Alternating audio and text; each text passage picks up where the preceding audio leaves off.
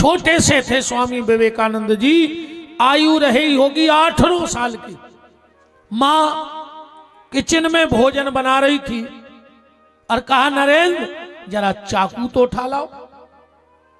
स्वामी विवेकानंद जी जब चाकू लेके गए तो जिस तरफ धार थी वो अपने हाथ में पकड़े थे और जिस तरफ कवर था वो मां को पकड़ा दिए। क्यों? अगर हम चाकू मां की तरफ करेंगे, धार तेज है, ऐसा ना हो कि मां के हाथ में चाकू लग जाए, मां के हाथ में चाकू ना लग जाए।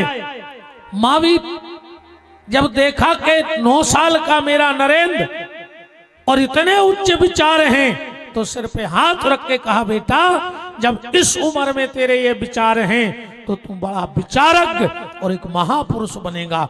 आज तेरा ये हाव भाव दिख रहा है। कहते पूत के लक्षण पल्ला में दिख जाता। मैं भी आप सबसे निवेदन करता हूं, अगर आपका बेटा बेटी कोई छोटा सा भी अच्छा काम करता है तो उसको शाबाशी जरूर दो। हम कई बार हमारे बच्चे अपनी उपलब्धि हमें बताना चाहते हैं, पर हम अभिमान में कि हम तो बाप हैं, हम इसकी क्यों सुने? सुनना, क्योंकि अगर बचपन में उसने कोई उपलब्धि हासिल की है और वो माँ बाप को बता रहा है, और माँ बाप अगर कहते हैं बेटा ये तो बहुत छोटा काम है, तू तो इससे बड़ा कर सकता है, इससे बड़ा कर सकता है, तो एक दिन सच में उसका आत्मविश्वास माँ बाप की ऊर्जा से बढ़ जाएगा। पहला स्वामी विवेकानंद जी ने कहा दया, अपने जीवन में दया का भाव रखो। दूसरा, ये सूत्र तो लगभग सबको पता है, जागो उठो और तब तक मत रुको जब तक अपने लक्ष्य को प्राप्त ना कर लो। ये उनका बड़ा प्रचलित सूत्र है, जागो उठो चलो और तब तक मत रुको जब तक अपने लक्ष्य को हासिल ना कर लो। एक व्यक्ति स्वामी विवेकानंद जी के पास गया और सामने बैठ करके रोने लगा, हम बड़े परेशान हैं, हम बड़े दुखी हैं, हम कुछ भी करते हैं तो सफलता नहीं मिलती, आप हमारा मार्गदर्शन करो। स्वामी विवेकानंद जी ने कहा चलो ठीक है, हम तुम्हें कुछ ना कुछ रास्ता बताएंगे। हमारा ये कुत्ता बंधा है, जरा इसको तो घुमा लाओ, आध घंटे में आ जाना। वो आदमी ने कुत्ता छोड़ो, घुमावेगा, वो आध घंटा बाद लौटो, वो कुत्ता हपा रहा हो और वो आदमी खड़ो। स्वामी जी बोले कि क्यों भैया, गए तो तुम दोनों घूमने थे, जो कुत्ता हपा रहा हो तुम नहीं हाँप रहे। वो बोलो कि स्वामी जी हम सीधे गए सीधे आए, जो अनगली गए थे, और जो कुत्ता तना ना भागे, तना ना भागे, तना ना भागे, तना ना भागे, ऐसे हपा रहा हो। बोले बस यही व्यक्ति के जीवन में ध्यान रखना है कि हमें अपनी मंजिल को साथ कर सीधे चलना है, कुत्तों की तरह तना ना भागे, तना ना भागे, तनक ना भागे, मतलब कछु न करो ने और हपा गए। अर्जुन की तरह हमें न पेड़ दिखे न वृक्ष दिखे, हमें सिर्फ चिड़िया की आंख दिखे, हमें अपना लक्ष्य दिखे कि हमें यह करना है। तीसरा सूत्र स्वामी विवेकानंद जी का, तीसरा सूत्र नारी का सम्मान। ये 5 प्रमुख बातें हैं उनकी। नारी का सम्मान, शिकागो में जब स्पीच हुई प्रवचन हुआ, एक महिला आ गई। अब विवेकानंद जी से बोली कि हम आपसे शादी करना चाहते हैं। बोले क्यों? बोले मुझे आपके जैसा बेटा चाहिए, प्रखर बुद्धि वाला। स्वामी जी ने कहा हम तो सन्यासी हैं, हमने तो शादी ना करने का संकल्प लिया है, पर अगर तुम्हें मेरे जैसा बेटा चाहिए तो स्वामी जी ने कहा मां आपका स्वागत है। वो नारी स्वामी जी के चरणों में गिर पड़ी। जब मां शब्द कहा तो वो नारी चरणों में गिर पड़ी। नारी का सम्मान स्वामी विवेकानंद जी ने सिखाया। चौथी बात, गुरु का महत्व।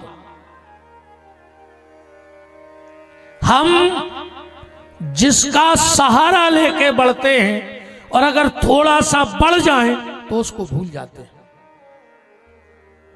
है ये नियम के नहीं? अब तो कहावत चल रही, गुरु गुर अचेला सक्का। देखो सबको पता है, सबने एक संग कही गुरु का महत्व। जब रामकृष्ण परमहंस जी के पास स्वामी विवेकानंद एक बार गए, अब बोले गुरुदेव मेरा एक चेला है और अगर आपको पेन कागज दे दिया जाए और उसको कुछ नंबर देने हो तो क्या नंबर दोगे आप? स्वामी विवेकानंद जी के प्रश्न पर रामकृष्ण परमहंस जी बोले कि नरेंद्र पहले ये तो बताओ कि तुम्हारे शिष्य के पास क्या है? बोले उसके पास बहुत पैसा है। बोले एक जीरो दे दे हमारी तरफ से। बोले उसका परिवार बहुत बड़ा है। बोले एक जीरो और दे दो, एक जीरो और दे दो। बोले उसकी पहुंच पकड़ बहुत ऊपर तक है। बोले एक जीरो और दे दो। तुम्हारे भी तना आगे हो सके आओ। आज भगवान को रात तलक है तो लेगा जितती रहे हो तो अच्छो रहे न रहे कैसा क्या होता ना।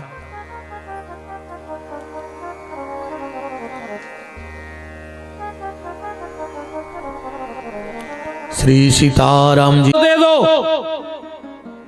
स्वामी विवेकानंद जी ने कहा कि वो तना दाऊ दादा टाइप को आदमी है। बोले एक जीरो और दे दो।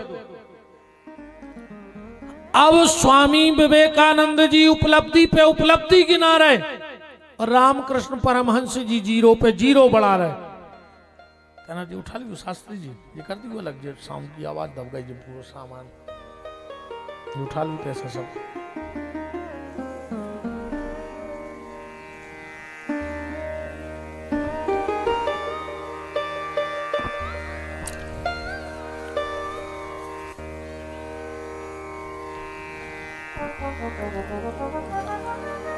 आज बस स्वामी विवेकानंद जी ने विचार किया कि कुछ ना कुछ आज नया मिलेगा गुरुदेव से। कहा गुरुदेव ऐसे तो लाख जीरो बढ़ा दिए जाएं, लाख जीरो बढ़ा दिए जाएं, पर जब जोड़ लगेगा तब तो जीरो ही बनेगा। हाथ जोड़ के कहा गुरुदेव अगर इस जीरो की कीमत बढ़ानी है तो व्यक्ति को क्या करना चाहिए? रामकृष्ण परमहंस जी मुस्कुराए और मुस्कुरा करके बोले नरेंद्र अगर जीरो की कीमत बढ़ानी है तो उस जीरो के बगल में एक को खड़ा कर देना चाहिए। जीरो की कीमत कितनी हो जाएगी? 10 गुना। वो बात सीधी है, पैसा कमाओ, व्यवहार कमाओ, परिवार को पालो, समाज में रहो, राष्ट्र में रहो, सबसे घुलो मिलो, हिलो मिलो, रहो, बोलो, चालो, पर उस एक परमात्मा को मत भूल जाना। इस संसार में सब रहते हुए भी अगर वो एक परमात्मा है तो इस संसार की कीमत भी 10 गुना हो जाएगी। और अगर वो एक परमात्मा हट गया, वो एक परमात्मा हट गया तो इस संसार की कीमत जीरो है। तो इधर चढ़ा दे।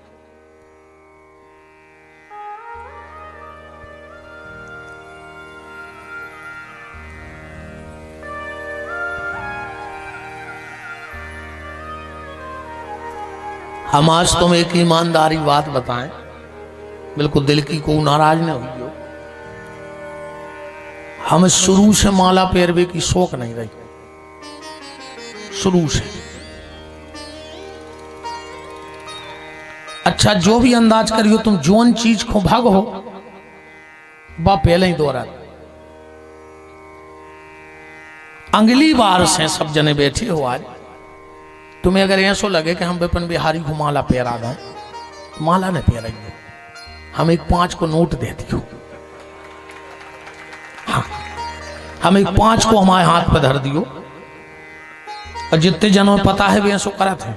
तुमने देखो ये सुदामा दाऊआत हमें रोज को 10-5 रुपया हाथ में देते, किसी को पता है। हम सबसे कहे हैं देखो तुम 10 रुपया की माला ले आए, इतने चढ़ गई, अब वही फेंक जे कि नहीं फेंक जे, ये कोई मतलब तो है नहीं। तुम अगर वो हमें 5 को नोट दे हो, भी पैसा हम अलग धरत रहते हैं, जो न गौशाला जाते हैं सो बिस्कुट ले जात और गैया हूँ खवा देते हैं। हाँ, हम गाड़ी में को 2-4-10 पैकेट अबे डरे हुई हैं, बंदरों को खुआ जात, रोड पे गैया मिल जान हूँ खुआ देत, कुत्तों को खुआ देत बिस्कुट। अब बताओ, जब 5 की माला अच्छी कहा कि वो 5 के बिस्कुट गैया या कोनो जीव को पेट भर जाए तो बे अच्छे कहा है, इसे हम रोक दे तो और कछु दिक्कत नहीं है। मनो माला ले आओ चाहे नहीं, माल मनो उसे परहेज नहीं अपन को, उसे बिल्कुल परहेज नहीं है। माल तो खूब हम कह, तुम तो किराओ भर बचा लियो, दूर दूर के आए हो, बाकी सब चढ़ा दियो है। सत्य यही है, अगली बेर से आप याद रखना, हमें बिल्कुल माला नहीं लाना, हमें कोई माला का शौक नहीं है। आप तो हमें 5-10 रुपया हाथ पे जाके कह दे दियो कि गुरुजी जी माला के आए, भी हम अलग धरत हैं, सो हम गैया को बिस्कुट खुआ देते, तुम आओ भी भलो और मैं कछु हम आओ भी अंश लग गाओ, जो आए कारण और कछु नहीं। तो निवेदन आप सबसे यही है कि गुरु के महत्व को समझते रहो, चौथा सूत्र। और 5वां सूत्र स्वामी विवेकानंद जी ने दिया जीवन का कि हंसते रहो, हंसी मजाक करते रहो, क्योंकि 100 रोगों की एक दवाई और हंसना सीखो मेरे भाई। एक विदेश में बड़ी होटल में स्वामी विवेकानंद जी और वहां का एक कोई बहुत बड़ा आदमी, कोई बड़े पोस्ट पे था, एक होटल पे बैठे थे।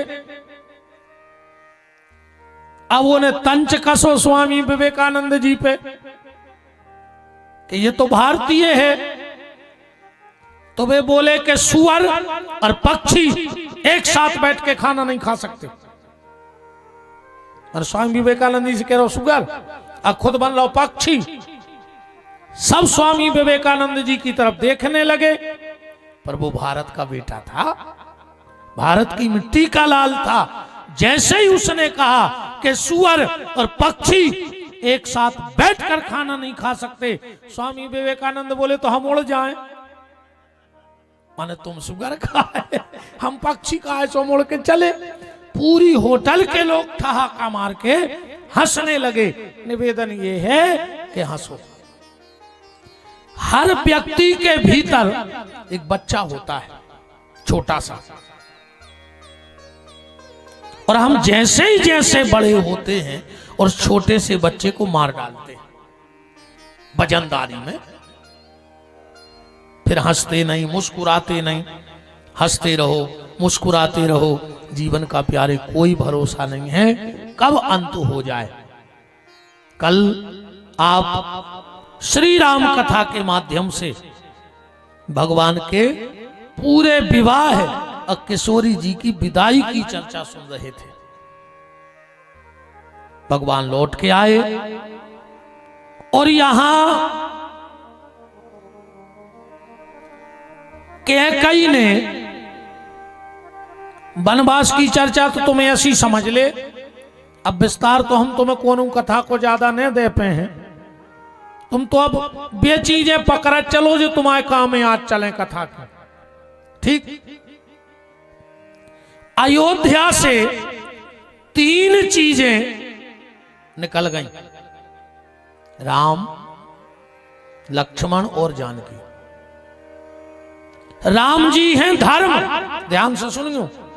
सीता जी हैं शांति, शांति सीता समानीता, सीता जी को शांति कहा है। और लक्ष्मण है त्याग। ठीक, राजा दशरथ के घर से 3 चीजें चली गई, धर्म चला गया, शांति चली गई और त्याग चलोगे। क्यों? क्योंकि दशरथ के घर में 3 चीजें आ गई थी। बहुत बात पकड़े रही हो जा। दशरथ के घर में 3 चीजें आ गई तो दशरथ के घर से 3 चीजें चली गई। कोशिश करना कि तुम्हारे घर में ये 3 चीजें न आ पाए। जब महाराज दशरथ नहीं संभाल पाए तो हमारी तुम्हारी औकात क्या है। जहां स्वयं राम थे और इन 3 चीजों के आने से जाना पड़ा तो हमारा आपका क्या होगा। अयोध्या में 3 चीजें आई, कौन कौन? ध्यान से बात पकड़ियो। अयोध्या में काम आ गया,